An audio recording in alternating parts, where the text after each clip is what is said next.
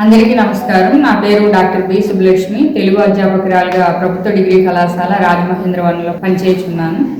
ఈరోజు మండపాటి ప్రభుత్వ డిగ్రీ కళాశాలకు తెలుగు భాషా దినోత్సవం సందర్భంగా అతిథిగా వచ్చేసి ఉన్నాను. ఈ కళాశాల నాకు పుట్టిల్లు వంటిది. ఎందుకంటే నేను ఇక్కడే చదివాను.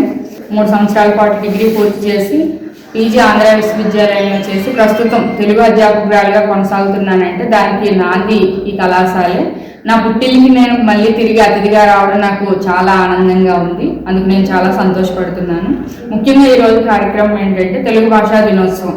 మన గిడుగు రామమూర్తి పంతులు గారి సేవకు గాను తెలుగు భాషా దినోత్సవాన్ని ఆయన జన్మదినాన్ని పురస్కరించుకుని తెలుగు భాషా దినోత్సవంగా ఈరోజు ఏర్పాటు చేసి ఉన్నారు. మొత్తం ప్రపంచమంతా కూడా తెలుగువారు ఎక్కడున్నా సరే ఈ తెలుగు భాషా దినోత్సవాన్ని చాలా ఘనంగా నిర్వహించుకుంటున్నారు. అటువంటి తెలుగు భాషను గౌరవించడం ప్రతి ఒక్కరి బాధ్యత కనుక ఆ బాధ్యతను మనం నిర్వర్తించవలసి ఉంది. ప్రతి పౌరుడు కూడా తన మాతృభాషను, తల్లిని ఎలా మర్చిపోవడం, మాతృభాషను కూడా ఆ విధంగా మర్చిపోకుండా మాతృభాష కోసం కృషి చేయాలని కోరుకుంటున్నాం. నేటి బాలలే రేపటి పౌరులని ఎలా అంటామో నేటి తరం వారు రేపటి తరానికి ఈ తెలుగు భాషని అందించవలసిన బాధ్యత వాళ్ళకి ఉంది.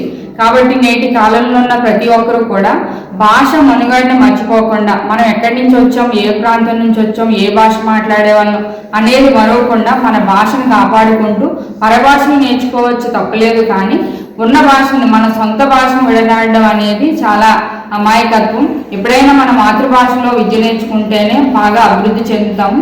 అటువంటి మాతృభాషను మర్చిపోకుండా దాన్ని అభివృద్ధి చేయడానికి ప్రతి విద్యార్థి కానీ యువకులు కానీ ప్రతి ఒక్కరూ కూడా కృషి చేయవలసినంత బాధ్యత ఉంది. కాబట్టి ఈరోజు ఈ కార్యక్రమాన్ని నిర్వహించడం, ఈ కార్యక్రమానికి రావడం నాకు ఎంతో ఆనందంగా ఉంది. అందరికీ ధన్యవాదాలు.